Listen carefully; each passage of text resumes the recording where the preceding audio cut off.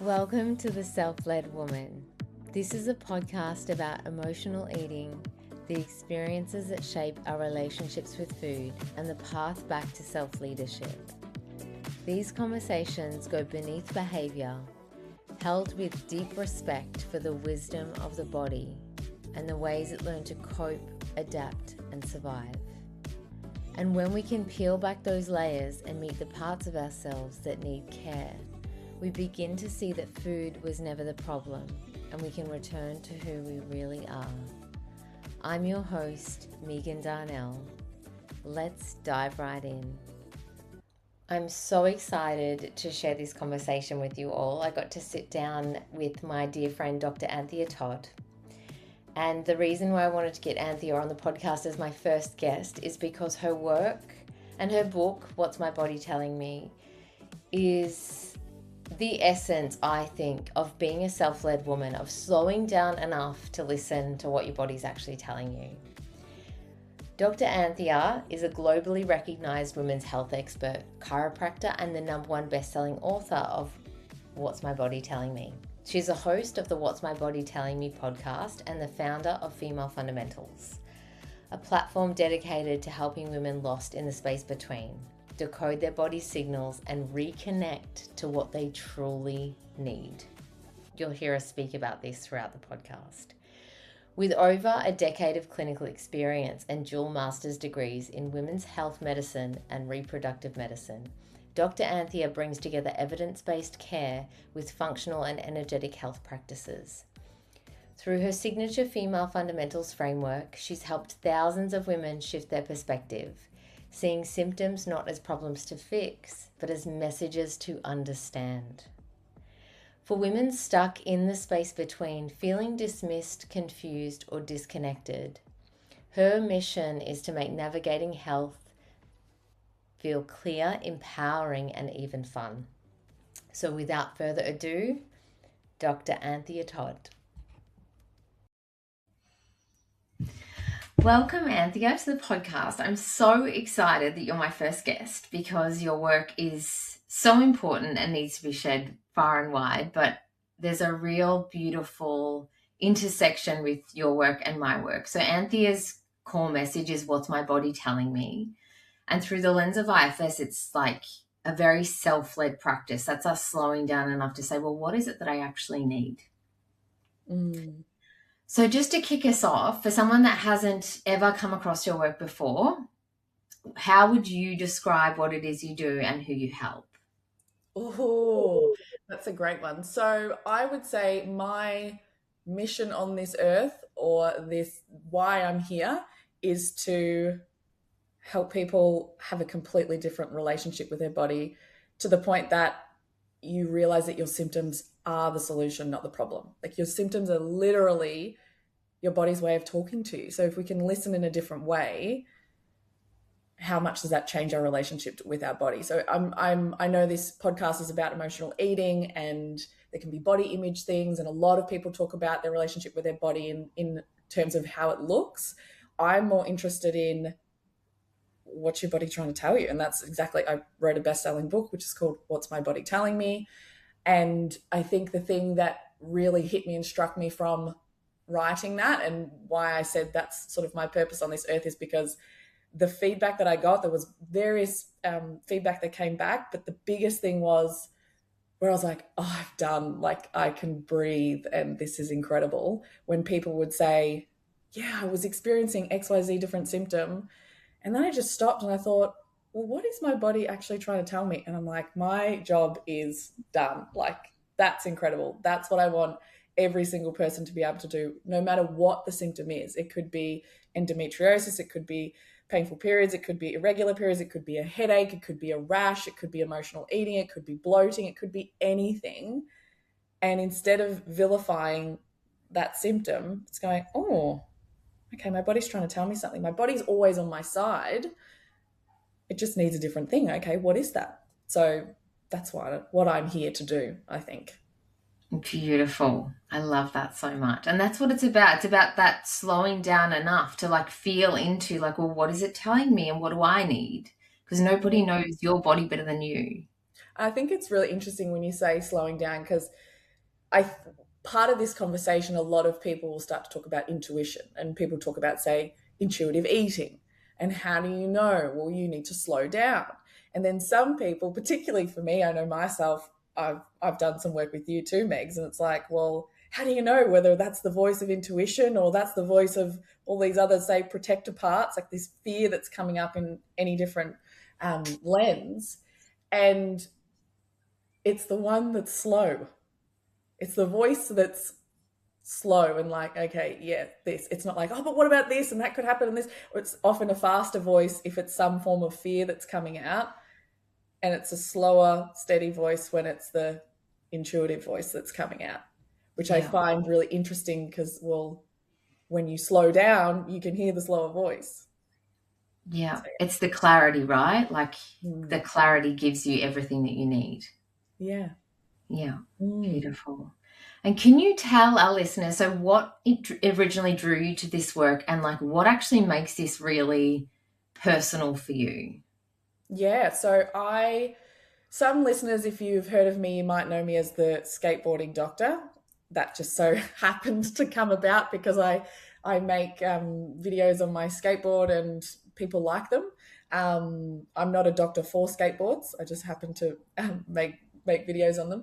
But basically, my journey started, you could say, when I was born. I was born into a family of healthcare practitioners, and my household was very much, if you have, say, a headache, maybe you need more sleep, maybe you need more hydration, maybe you need a quiet space. It was never, here, take this pill to stop the headache. It was always like, oh, what's your body trying to tell you with that symptom? So that's how I grew up, and that's how I thought everyone did. And then as you sort of get older and you realize, you step out of your household and you go, wow, actually everyone doesn't think like this. This is crazy. Also in that, when I was 12, I had an episode on the beach. I was doing surf lifesaving and my heart went into a supraventricular tachycardia, which basically means it was beatboxing, going way too fast, not slowing down. So I went and had all these tests done. Turns out I had extra centers in my heart that were sending off electrical beats, and also a hole in between the top two chambers of my heart. So 3 surgeries later, very, very grateful for the medical system and feeling so much better. Then I also had an incident where I almost broke my neck. I needed to be on the same beach. I don't know what's going on with that beach. And got airlifted, thought I possibly could have been a quadriplegic for the rest of my life. Again, extremely grateful for the medical system. I was obsessed with Grey's Anatomy. Both my parents are chiropractors or doctors. They'd always be talking about patient cases. So I've always been fascinated about the body. And then it sort of came to, well, what am I going to study? Do I want to be a surgeon? Do I want to be a chiropractor? They were sort of my options I was weighing up, and I ultimately chose chiropractic. And then when I became a chiropractor, I was working with patients. I'm like, this is incredible. I get to help a lot of people. How amazing. And I'd be helping them in the way a chiropractor does. But then they'd come and they'd be like, oh, I'm also not able to sleep, or I also have extremely painful periods, or I also am starving myself and exercising like crazy and can't shift any weight, or I'm also getting really bad eczema or things. I'm like, okay, well, I need to refer you out to exclude some things. And I would, and then they'd come back and most of the time would be told there's nothing wrong. And I'd be like, but your body's trying to tell us something. And it seems like the medical system is incredible at heart surgeries, incredible at emergency helicopter flights, incredible at when you need something now, absolutely you need that. But it's missing, like the system doesn't care for these people. So I unfortunately thought, well, maybe the doctors in my town don't know what they're talking about, so I'm going to go study it. So then I went and studied women's health medicine, reproductive medicine, realized they did know what they were talking about. It was just that the system wasn't built to care for this problem or these symptoms that people had. So then I went and studied functional medicine and thought that was incredible, but also made things a bit complex and wasn't accessible for the vast majority of people. Then I also experienced some personal things where I realized, when I get chest pain now, but not because my heart is beating fast and I needed to get extra centers burn off in a surgery, not because I have a hole in it. It's because I'm not letting something off my chest. I was getting this chest pain when I wasn't telling someone to F off, or I was feeling this grief or this heartbreak, and I was like, oh my gosh, I can feel this in my chest. So I'm like, okay, we need to be able to piece together a way to listen to the body that is so nuanced and empowering to the individual. Like, how can I help someone listen to their body to know what type of care they need when? Because it's not about your bias, it's about your body telling you what it needs. It might need medical, it might need functional, it might need energetic. And we're the only ones, when we're equipped enough to be able to slow down and listen to our body, to be able to decide that. So that's essentially what I do now. I've created, it's called the Female Fundamental System, and I help people listen to their body through that medical, functional, energetic approach. So yeah. Beautiful. Such a good description. That really, what you were saying about like getting the thing off your chest, like your body was telling you something, this chest pain, it reminded me of, I did a very short course just before I went away on my break, and it was on somatic IFS, but the woman who took the class, she was saying that, like, in terms of emotional eating, she said sometimes, I mean, you have people that come to you and they're, I'm gaining weight and I don't know why. I'm doing all the right things, but yet this is still happening through an emotional lens. She was saying that sometimes that's a protector part, and it's making you gain weight to protect your organs because your boundaries have been crossed again and again and again. It's like how amazing our bodies are at like speaking to us. And I think what you said before about your upbringing and being able to go, well, what's my body telling me? Like, most of us are just taught, oh, you've got a problem, you've got a pain, go to the doctor. And it's like outsourcing your power. And I really think, like, I was thinking about what you did before, and I thought you're kind of like, in a way, like Google Translate for women's bodies. Like, when you think about when you're overseas and you're trying to talk to someone and it's just, there's not enough knowledge of language on either side. So it's like, and then you're, oh, hang on, I've got Google Translate. And it's like, oh, that makes so much sense. Now there's an instant connection.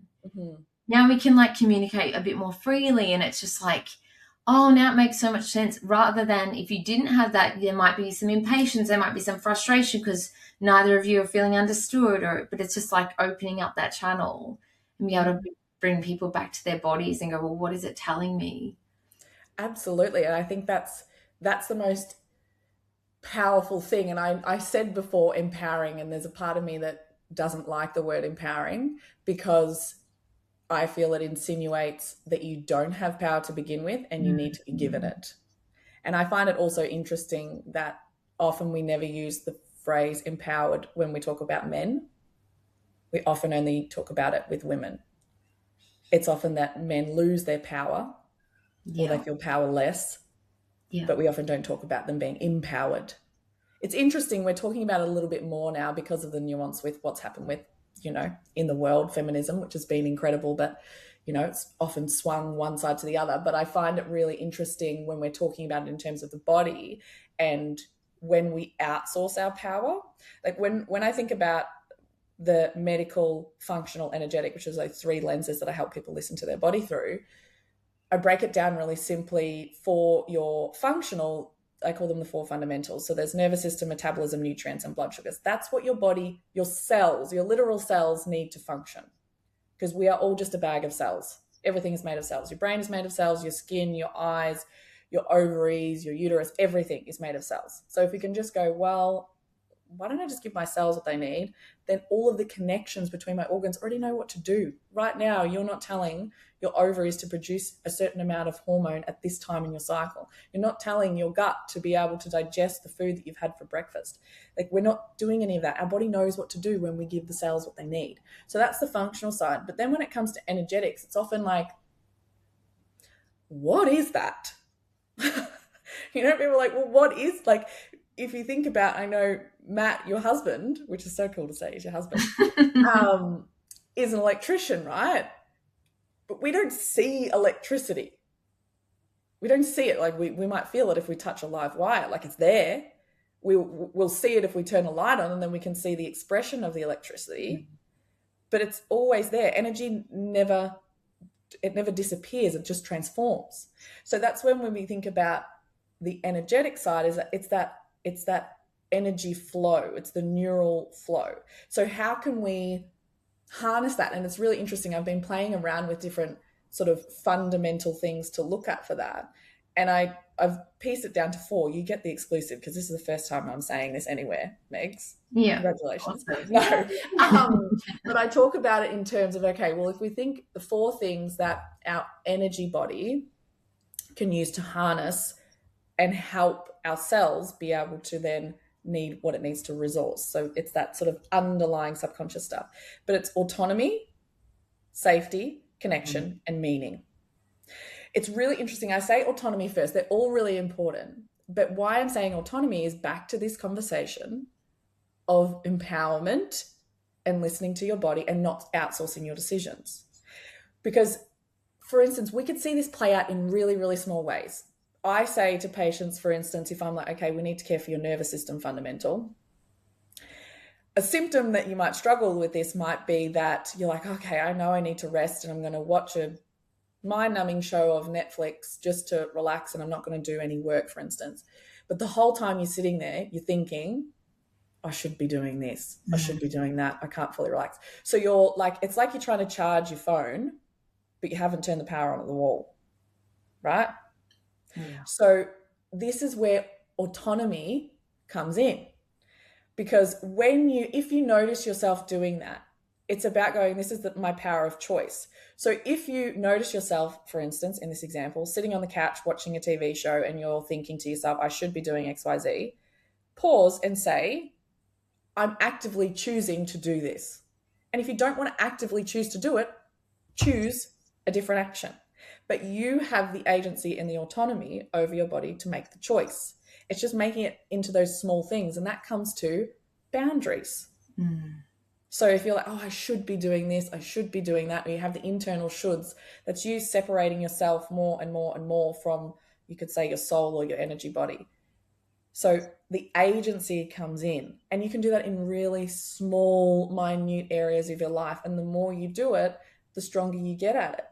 And then that comes to boundaries. If someone says to you, hey, can you pick up my kids that are 2.5 hours away in the car? And you're like, yeah, no worries, sure. Oh, it's not like I got the rest of my life to be doing, right? It's like, why the hell did I say yes? It's because you've been ignoring the choice that you wanted on those little ones. So like, just pay attention to the little ones. And the more that agency gets built and you're like, oh, I can say no or yes to anything because I'm listening to that. And that's where the other ones, the safety, connection, and meaning tie in as well. But it's, I think, really important for this conversation to be, you have the autonomy. You do. Not your doctor, not your best friend, not your mom, not your partner. You do. You get to choose. Yeah, absolutely. It's so interesting. I'm studying my IFS level 2 at the moment. And one of the things they mentioned yesterday, you're familiar with the 8 C's of self-energy. If you haven't, guys, just Google them because I can never remember them, but they're like curiosity, compassion, confidence. But one of the things the trainer mentioned is she said we've actually kind of, for her, she said, I have a 9th C, and that's choice. Because self knows I have choice, I have agency, I have autonomy. So to that piece, like that very much like aligns with that. But also what you were saying about like safety, like when we can be in self, like we feel safer. But one thing I speak to around emotional eating is that like at different stages of our life, and you speak to like, you know, I guess the hormonal stages, which very much tie in with this, like, you know, puberty, pregnancy, perimenopause, or what. But I always say like different phases of our life we have different capacity. Like what you had at 21 versus when you're 35, when you've got 3 kids running around, like your capacity is so different. That's nervous system, but that's like, it ties into your mental health. It ties into like, you know, what is it that you need? I mean, like I've had periods of my life, and I've spoke about this on a previous episode, where the thought of cooking a meal made me want to cry because I was really struggling with my mental health. But right now, at this point in my life, meal prep feels like the most supportive thing. And I spend half of my Sunday doing it every week, but that's just what feels good for me. But in the past, when I was like not able to cook because I just couldn't, the mental load of it, one meal just was too much. It was like, okay, well, just buy your lunch every day. And that's okay. And it's like when you're a mum, you might have these same expectations of yourself that you had at 23. And it's like that all ties into like that feeling as well. Like, how much capacity do I need? Like, what's my nervous system need? And it's not just about, I guess people just look at things so black and white. They don't sometimes listen to their body. They're too busy. They don't feel like they have the choice. And to another point to that, sitting on the couch and going, oh, well, I'm watching a movie, but I actually have 1,000 things to do. They spoke about this in my class yesterday, but polarizations, when we have two parts, they're fighting against each other. But when you say, well, can I just say I have the choice, but being able to slow down and just recognize there's two parts of you kind of in conflict and say, just negotiating with that part and saying, hey, I know you're really stressed about this, but I'm going to come back to it in 2 hours. Are you okay with that? I've got this. And it can just create a little bit of softness in your system, I guess. Well, I guess what our system is trying to do is go, are you okay? Exactly. That's the answer.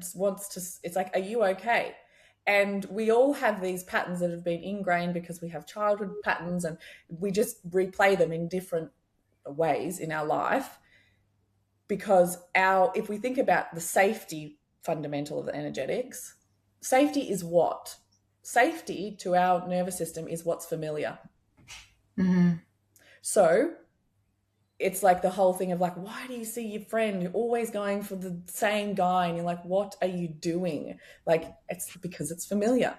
Yeah. And your body will be like, well, that's safe because it's familiar. So some things that I will say to someone, and I'm actually fiddling around with this in my own sort of psyche, is going, oh, well, if there's something that I want that's a different thing to what has been familiar to me, I just say, that's familiar. It's like, oh, it's familiar for me to be surrounded by these type of people. It's familiar for me to get these type of calls. It's familiar for me to have this type of relationship. It's familiar for me to like fill in whatever you want in your life. And just like having that is really helpful. But to your point, I think it's really interesting if we nerd out a little bit on the nervous system. Please do. I love to nerd out. We love to nerd out. So if you break your brain into, there's many, many different parts of your brain, but if we just put them into 3 separate hubs, it's actually called the triple brain network. It's a framework that a lot of neuropsychologists use. And basically we have our salience network, which is the part of our brain that detects, is this important? Is this not important? It's like the smoke alarm in our house. Then we have the part of our brain, which is called the default mode network, which is where all of our stories about the past, the future, who we are, who the people in our lives are, what the meaning, it's like the meaning making machine of our brain. It has no idea what the time is. It doesn't know present. Okay, that's a key thing to remember. Then the other part of our brain is called the central executive network.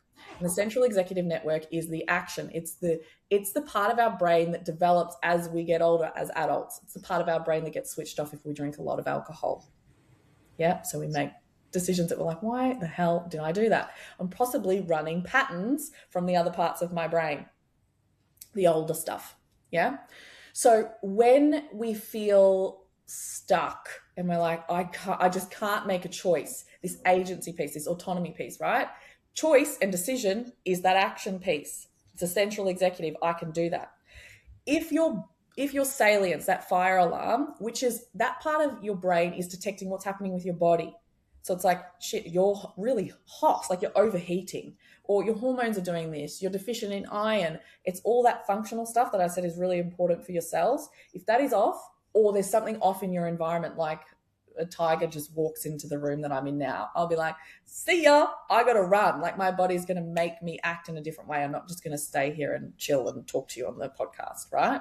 So that's really, really important. But sometimes when that part of our brain is flooded, and then we tie it to the meaning-making machine of, well, this means you don't have a choice because it's subconscious. We often don't consciously recognize this. It's because, remember the last time this happened, it meant X, Y, Z, so you're just going to follow that same pattern. So this is why it's really, really important to have the flow of all of these. The flow is important. All of these parts of your brain are really, really important.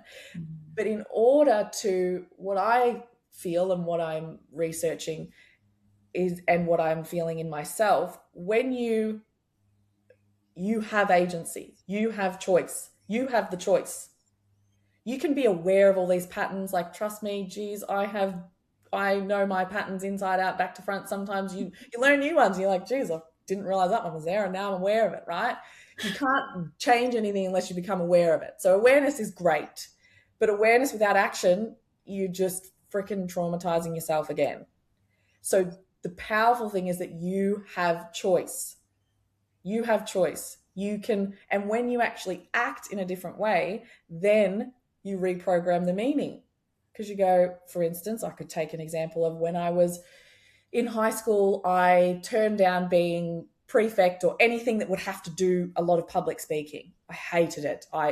We had to do one speech in year 12 and I was so stressed. I'm like, thank goodness it's in the first term of the year. But I felt so sick, like for the whole first term of the year, because I'm like, I do not want to do public speaking. I hate it. It's going to be terrible. I hate English, all the things. What do I do for work now? You're a speaker. I speak, I write books, and it's like, this is insane, right? Like, if I went back to that version of me, she'd be like, there is no way in hell you would ever make me do that. Like, no way, I don't want to do that. But what happened? I changed my actions. It's not just like overnight I was like, yep, no worries, I'll be fine, I'm sweet. Like, I'm like a best-selling author, I'm going to speak on stages to 10,000 of people just overnight, no worries. That doesn't happen. We change the meaning by changing the actions, and you can change the actions one little action at a time. That comes from you knowing, not remembering, knowing that you have choice. Yes, You have to absolutely. remember you have choice. Yeah, I love that. Thank you for sharing that. That's so awesome. Yeah. And that reminds me of the default network, is when we speak like through the lens of parts. One of the very common questions I ask my clients in a session when we're finding out about a part is, oh, how old does this part think you are? And what actually happens in those memories, like something happened when, say, you were 7, like you could have stood up and spoken in front of the class and you stumbled over your words and everyone laughed at you, and that's still stuck in there. You ask this part that's literally like, this could be you, and you've been asked to speak publicly 100 times and you've said no to everyone. Not that that's the case, but say that was. Yeah. And we say, well, how old does this part think you are? And the part will say 7.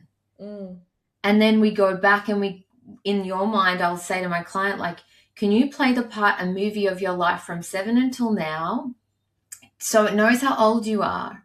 Because that part is literally frozen in time. So this is these stories, this is its default, like just patterns, goes back to it.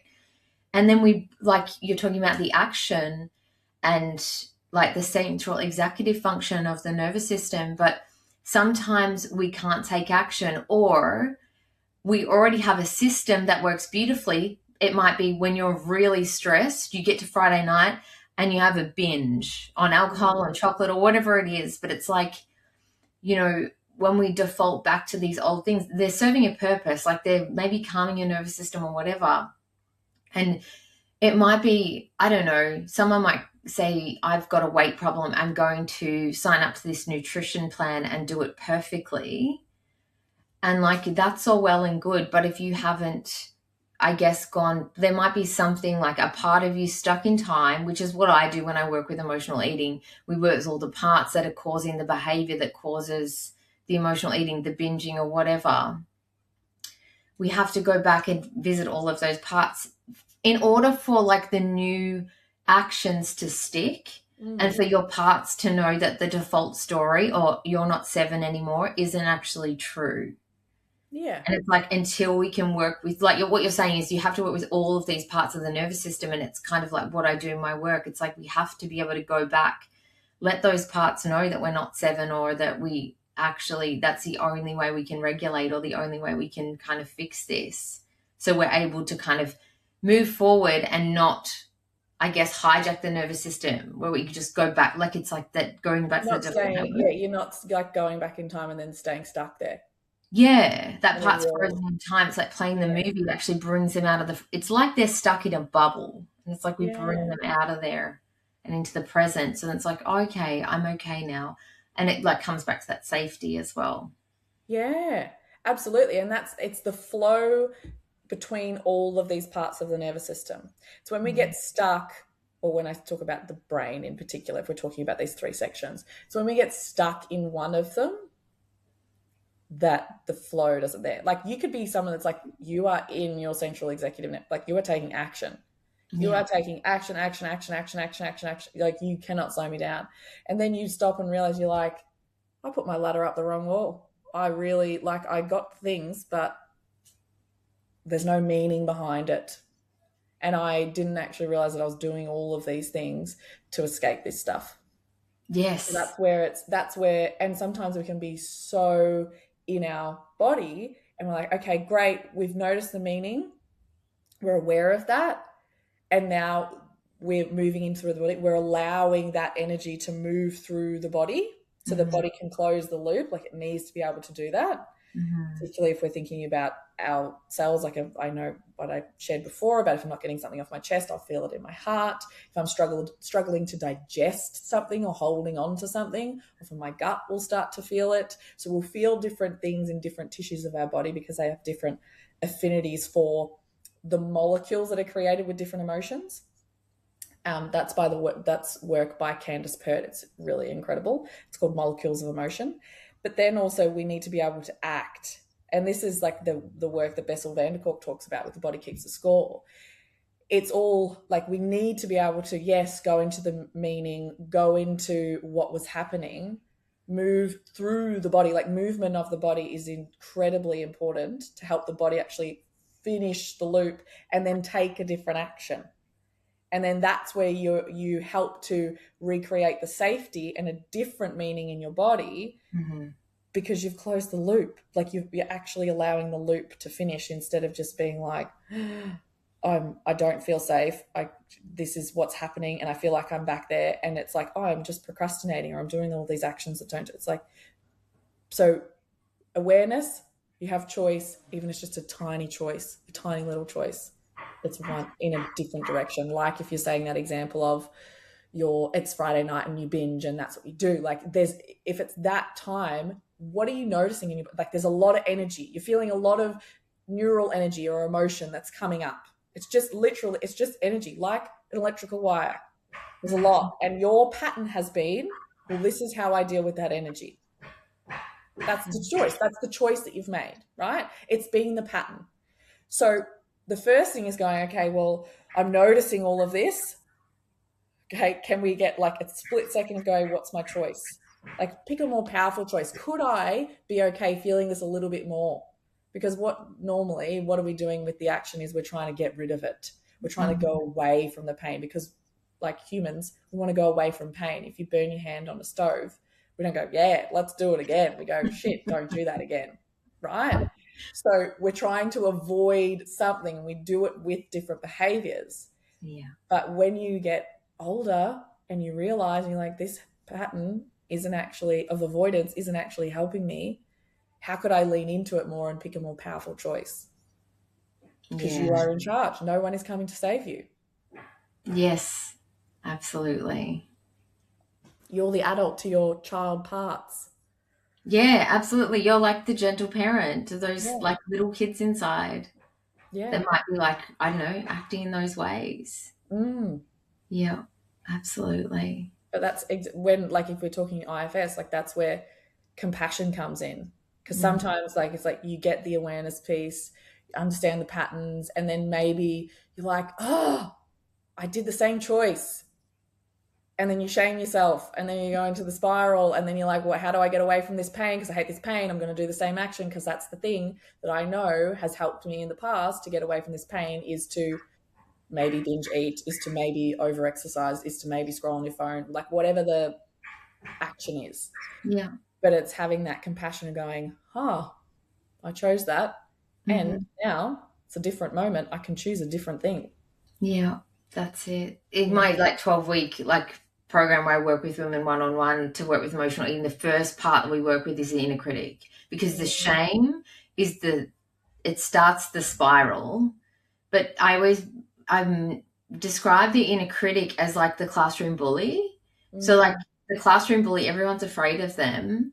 And even the teacher might be a bit afraid of them. Like they can be really aggressive. They might be throwing things at other people. And one day, like say the teacher goes into the classroom and she pulls the bully aside, rather than berating him for being the bully, she says, hey, why are you so angry? and just speaks like gently with compassion and says, what happened to you that made you so angry? And the bully says, well, this is what happens when I go home, or this is what happened to me. And so like, this is why I do this.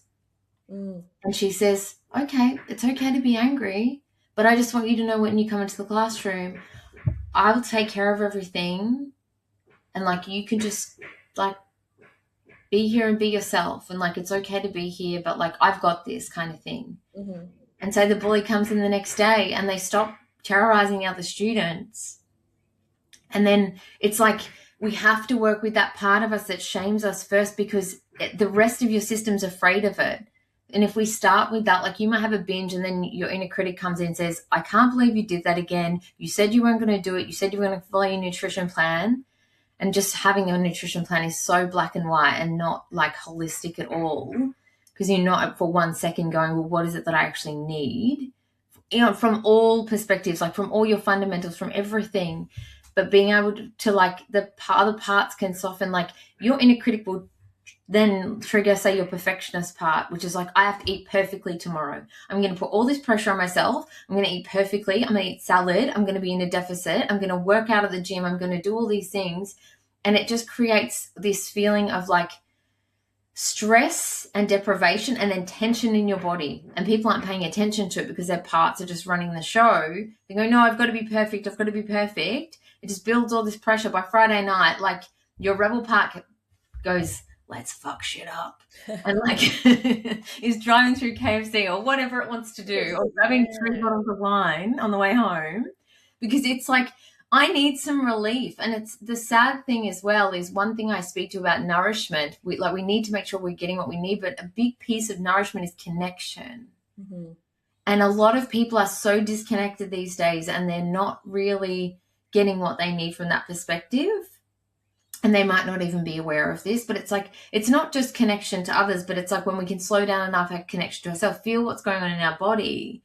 Big piece of like solving my own emotional eating last year was, I recognized that every time I'm in a deficit, my whole body would get tense, and to the point that it would get painful, and food would make me feel calm again. And that, well, particularly my back, I'd get this like real tension, would just calm down.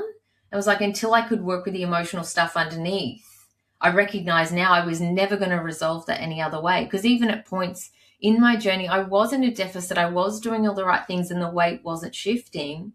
Once I resolved the emotional stuff underneath, which will trace back to when I was a baby, which I did an episode on. But like, once I resolved that, it fell off. Like, I lost 10 kilos, but it's like, it's come from, I guess, such a different energy of that, like listening to your body, but going, what is it that I need from all those perspectives? And like, even just listening to like, well, my body's actually really tense. Like, how can I support that in that moment? And those moments might still come up, but I'm like, oh, okay, what do I need? I can slow down enough to give myself what I need, and have that compassion and not come from this energy of like, I need a fix. And I guess like, or I know I need that, but I should do this. Yeah. I know I need that, but I need to show up for other people in this way. And I have to, like, it's like, you sometimes, like, you don't even know what your needs are, but being able to slow down enough to hear them, and then also going, and I deserve them. Yes. And I'm going to nourish myself, because sometimes that's what I need, but I'm going to put other people's needs before all of mine. And you can choose to do that. Remember, you chose to do that. Yeah. You chose it. Yeah. Trust me, like, as someone that's like done that a lot of times, and I'm sure everyone listening to this can think of times in their life where they've done that. I think it's just really powerful when you go, instead of going, yeah, well, that's my pattern that I get into and all the things, like, oh, I chose to do that, and I can choose a different thing. Like, where you are now in your life is just a culmination of all the choices you've made. That's it. Like, if you just like really make it that simple, it's like, okay, well, how do I change my life? One small action at a time. Yeah. And if you take the actions based on being in connection, based on, okay, what's the meaning that I want, then your actions are actually in alignment, as opposed to, well, I'm taking all these actions, I'm doing this meal plan, then I'm perfection, and but I went and got all this food that I needed to have. Like, I'm taking action, But notice when I even said that, my voice sped up and I was shallow breath. Yeah. Because it wasn't taking action from the body. It was taking action from the mind based on all of the information that you're most likely divulging in podcasts, books, social media, what everyone else is telling you to do. Yeah. So one of our mutual friends, Pixie, is incredible. And I say this quote in my book, and she said this to me, and it literally has stuck with me ever since. She said, you know, when you use your mind to make decisions, your body becomes a resource. And I was like, shit. So if you are noticing any symptom of your body, it's generally because you're using your mind to make the decision, the choice, right? But our mind is incredible. Learning information is amazing. Like, we need that. Yeah. However, what we can do on the flip side is go, oh, okay, well, I can use my mind as the resource. Like, it's a great resource gatherer, but my body's going to make the decision. Absolutely. And that, when you said that, the first thing I thought about was like, we have to listen to our bodies. And I know that can be a real journey for some people that have never listened to their bodies, like they live from the head up. But two things that came to mind is like when I talk to my clients about, because I think most women have this people pleaser template, and that can be very hard for them to know their own boundaries. But you can't take a scripted boundary from someone else. You have to feel that in your body. But like what you're talking about is getting all this information, and that's amazing. But it's like being able to drop into your body and feel like the discernment of that. Oh, that resonates, that doesn't. And it's like we have to slow down for that. And I guess that's a beautiful segue into my next question is like, what do you notice when you work with women? And I know this probably isn't really your language, but it's more mine. But like, I mean, it's all real healing. But when people come at the body with an energy of like, I need to fix this, like, and almost looking at like a project, versus when they're coming at it from curiosity, what do you see change in terms of people's, like, what happens? Can I say everything? No. It's really interesting because that is often, it's just like, it's sort of like the 5 stages of grief, sort of, in a way. Like, we all have to sort of go through this process, because the world that we live in, if we just think that we are these fish that swim in this fish tank, right? And the fish tank is everything that's in our world. So what do we see on the news, what our friends say, what we've been told throughout our life, like everything, all the cultural things. So we have to unpick a lot of that, because it is, particularly in Western societies, your body is the problem, find the problem, come at it, fix it, and then you'll be okay. That's what it is, right? That's what we're marketed to. Take this supplement, it's going to fix this thing. Do this thing, it'll fix that thing, right? Which is helpful, and yes, that does work, but that's advertising and marketing. So yes, we can come in generally like that, but my goal, which I never say, but it's the hidden goal underneath, is to get people to the end point of going, oh, my body was telling me that all along. Like, I am the solution. I am. It's not this external supplement thing. It's not this one thing that I heard someone say and I saved the post on Instagram and that's the thing that was going to save me. It's when you come to the realization that, okay, yes, oh, I'm the solution. Wow, this is amazing. Like, this weight was actually telling me something. My skin was actually telling me something. And I slowed down enough to listen to it. Everything shifts and changes. Like, for me, if I take myself as the patient, I had really, really bad adult acne. I had no acne when I was a teenager. And then when I started working, it just came out. It was blood-filled, cystic. I went to the doctor and I was like, okay, I might have polycystic ovarian syndrome because I'm studying this and it could be hormonal and I'm noticing these hairs coming out here. Okay, do all the hormonal tests, do the ultrasounds. No, you don't hit the parameters. I'm like, well, what the fuck do I do now? So now I'm going to go to Chinese med, naturopath, try all these herbs. I'm going to try all these skincare regimens, spend thousands of dollars on doing that. Oh, cut out these different foods in your diet. Don't drink alcohol, support your liver. Like, everything, right? And then it's like, it still was there. And I hated it. hated it. Like the amount of hatred that I had for my skin, I would say to my mum probably once or twice a year, I just want to rip my face off. I just want to rip it off, right? So that is not me coming from a loving perspective to my body. It's not me lovingly asking my body with compassion, what is it you're trying to tell me? It was like, what the fuck are you trying to tell me? Can we just get to the bottom of this so we can fix it? So then the rest of my life can fall into place. Like I can actually, people actually take me seriously because I'm a doctor, but look at you. You look like you're a freaking 12-year-old girl with acne. Yeah. Or no one's ever going to want to date you because you look disgusting. Like inner critic stuff coming out. And that's how I was coming at the symptom. And I just wanted the solution. So I was going to all of these different people, different things outside of me to help me. And they might help for a bit and they come back and all the different things until I was just like, all right, I distinctly remember the day and where I was. I was in the bathroom and I was looking at myself and I was just like, all right, Anthea, literally, you're a very smart person. You've learned a lot of information. It's not more information that's going to help this. Like it's not another person that's going to help you. And then I was like, okay, like what have I got to lose? And I actually had like dropped in, I'd slowed down. I was like, and I just like literally spoke to my skin like it was another person. Like I was having a consult, but with my skin was the doctor, right? And I was like, what is it that you're trying to tell me? I was actually just curious. I couldn't drop into compassion. I wasn't at the point of compassion, but I was at the point of like, okay, like I'm actually just genuinely curious. Like I've tried all these things. Like, what is it?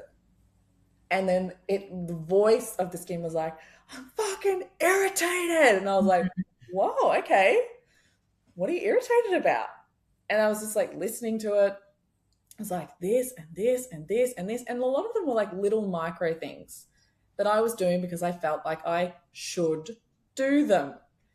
All the shoulds. I wasn't making an active choice, or I was choosing, but it was out of like just autonomous choosing. I didn't feel like I could actually do what I wanted to do. So I was like, all right, for the next month, I'm just going to like choose what makes me feel most alive. I've got your back. That's what I'm going to do. Like I was like talking to my skin like a person. And what happened? My skin cleared up. Yeah. And it's been the clearest consistently. If I eat different things, it might flare up a bit, but it's like I don't go, I have a good day, but everything else is bad. It's like I have great days and maybe there's one or two things that come up. So that's the difference that I would see in all of my other patients as well. When they start to listen to it, it's like, your symptoms actually subside, because all symptoms is how your body talks to you. That's it. That's how your body talks. It can't talk in actual language. So when we slow down enough to listen and go, that's what you're trying to tell me. Okay, great. Even if it is medical to the point of needing medical assistance, particularly if it's a chronic thing and you've struggled with, say, I see a lot of women that have hypothyroidism. So they're like, I've had difficulty losing weight. I feel cold. My hair's falling out. I get dry skin. I get brittle nails. I get brain fog. I'm really tired all the time. Those are all signs from a doctor's perspective. You might have hypothyroidism. Go and do blood tests. No, there's nothing wrong. Go and do blood tests. 5-7 years later. Now you have hypothyroidism. It's like, you were telling me this whole time. So we're not possibly bad enough to need medication or surgery, but that's where it's like your body's already talking to you and it's saying in your symptoms, I don't have my resources. So that's where we care for those 4 fundamentals. But then we can also go, so thyroid tissue, for instance, energetically, thyroid sits where? In the front of your throat. What does your throat do? It speaks. What do you want to say? What aren't you expressing? Yeah. Right? So that's where it's, and it's like, but I can't express that. I can't do this. It's like, do these 4 pillars. Like, you have autonomy. Let's create safety. Let's connect. And what's the meaning that you want? So it's like, let's replay that. And then the expression comes. Having difficulty expressing isn't that's in your DNA code. It's not written into your DNA and you can't change it. That's actually because of a combination of what's happened with those. So if we can help them, then the symptom of not being able to express yourself changes. It's a symptom. It's not you. You can change it. Your identity is fluid. Yeah. And it's so true. Like, I say that a lot about emotional eating, but like, it's whether it's that you have extra weight or whether it's just the behavior, whatever it is that that person is struggling with, or whether it's just perceived sometimes. But I'm like, there's nothing wrong. Like our parts are always there to help us. Our body's always there to help us. But it's like, there's nothing wrong here. There's nothing wrong with you. There's just something requiring your attention. Mm. And it's like, this thing has become loud. Well, from an IFS lens, from an emotional lens, it's generally because there's something underneath that you don't want to feel. And it's like, if you could just slow down enough to feel into your body and to know that there's something not right before it's screaming, it might not get to that point. Absolutely. That's like over 62% of Australians have a chronic health condition. Wow. And chronic is what? It's the opposite of acute. Acute is like, holy shit, didn't expect that, came out of nowhere. Yeah. Chronic is, yeah, I've been telling you for a really long time and now I have to give you a louder signal. So it is exactly just like slowing down enough and knowing that you are going to be okay when you feel it. I think that's inherently why we don't want to feel it, why we do all these different behaviors to avoid it. We're avoiding pain. Remember, we don't want to touch the stove again. Our body will do anything to avoid the pain. But if we can slow down enough and have the capacity to go, I am going to be okay to feel it. Like, I'm not actually going to die. A lot of us think we're going to die, but I don't know anyone that's like died from feeling all of it, not necessarily acting on their anger. Obviously that does happen, but like, feel it. You're not actually going to die. And your body, neurochemically, actually, it takes around 90 seconds for the wave when you fully feel it with all of those different molecules that come in your body, and then it actually disperses. It moves through that pattern. You're like, oh, okay, now I'm going to take an action from this state because I fully felt it. Now I have that full signal. I listened to that signal fully. Now I know what to do. Yeah. Yeah. Actually, I'll include something in the show notes. I've done a YouTube clip on how to feel your emotions somatically and how to let them come up, but also how to, with some titration and slow it down if it's too much for your nervous system, because I think that's important to note too. Because for some people, like, feeling stuff can feel way too much. And so just to be gentle with yourself and not also just treat this as like another thing to fix or another thing to do on your to-do list. But I guess just to wrap up, and like my final question, and I love this one so much. If the body could speak without being interrupted, what do you think it would most want people to hear? I love you. Straight away. That was like, yeah. That's like everything it's doing is out of love. Yeah. And you might be like, if I had said that to myself 5 years ago, I would have been like, yeah, I get that, but I'm not feeling that. And now it's like, oh yeah, absolutely. Like, I've noticed little things like, oh, I'm doing it out of love. Like, oh, I get a pimple on my back because that's where my tennis skirt was sitting and there was sweat and bacteria. And like, you go into the nerdy stuff, you can be like, how cool. My body loves me that much that it's like keeping that bacteria out to protect me. How awesome. Yeah. Like, that's incredible. And I didn't have to tell it to do any of that. It just loves me unconditionally. It's amazing. So yeah. And even just coming at it from that perspective is so powerful. I'll just quickly share. Anthea and I were chatting before we jumped on, and I've just come back from my honeymoon, and I was telling her how her work's been, a big piece of, I guess, my journey. But both before was kind of, I guess, on this path of being very curious about what my body was telling me. But I went on this trip, and for the first time ever, I was able to eat whatever I want without guilt and just to fully enjoy it and just be in the moment. And it was amazing. But I also very much listened to my body, and there were moments where I was a bit bloated because I'd overindulged. But in the past, say if I rewind 10 years, the dialogue from my inner critic would have been, you fat pig, I can't believe you ate that much. You're out of control, and on it would go. But I had a moment of feeling really bloated and my pants feeling a bit tight, and I just genuine love and gratitude, and just said, like, to myself, you're bloated because you maybe overindulge, and your body's just literally giving you a message. Maybe don't overindulge your next meal, because that doesn't make you feel the best you can feel. And that's like the goal with everything I do, is just to feel good. But I was just genuine. I was quite emotional about it, because I was like, I can't believe I'm here and I have this kind of relationship with my body where everything it does for me, I just appreciate and love it. And secondly, one of my favorite things in your book, and like it always gives people a giggle, is you say, like, when you think about how amazing your body is, like you went to bed and you were unconscious for 8 hours and you didn't shit your pants. Literally. Like, amazing. Although I did get gastro over the New Year period. I did shit myself, but it was close. But again, my body saved me. It didn't. It's Yeah. always there. It's always got you back and it loves you. Like everything it's doing is out of love. Yeah. Yeah. Beautiful. Well, thank you so much for your time. It's just been such a great conversation and glad we could actually hit record because we have such good combos. We do. It's nice to get it recorded. Thanks so much for having me, Megs. No problems. And if people want to check out your work or just follow you, how can they find you? They can find me on Instagram. It's probably the best one. So it's Dr. Anthea Todd. There's a full stop after doctor. And also we have an online clinic. So with my female fundamental system, you get that basically any symptoms that you have, if you're lost in that space between symptoms and answers and your doctor said everything's fine, we have an online clinic that helps go through this process and go, okay, this is what your body's telling you through that functional and energetic lens, and you get a personalized roadmap. So yeah, you can find me on Instagram or my website at femalefundamentals.com.au.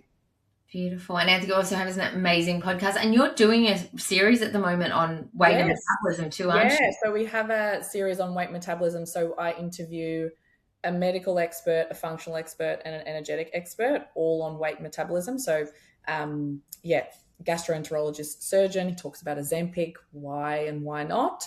Then we have a functional expert that talks about, okay, well, it's not just necessarily about calories in, calories out. That equation isn't complete. And then we talk with an energetic expert who she's actually a PhD in habit research. So she talks about why we might be going down sort of the patterns and habits that we have around food. And we also interview the amazing Tyron Brumfitt, who was the creator of the Embrace documentary, which I watched, which was incredible. And I'm sure possibly many of your listeners have too. So, and then also an exercise expert too. So it's incredible. And that's what we wanted to do, was give you an unbiased approach as much as possible. So then you have all this information. But again, as we've said on this podcast, your mind has the information, your body makes the choice. That's always the top priority. Perfect note to end on. Thank you so much. Thank you. No, this podcast is for education and reflection only. It is not a substitute for therapy or healthcare. If this episode brought things up for you and you need support, please reach out to a trained therapy practitioner or health professional in your area. Thank you so much for listening. If this episode resonated, please follow or subscribe to the podcast, leave a review, or share it with someone who might benefit from hearing it. You can also connect with me on Instagram at Megan Darnell Therapy. If you share the episode or want to let me know what landed for you, you're always welcome to message or tag me.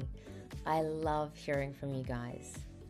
Until next time, I'm Megan Darnell, and this is The Self-Led Woman.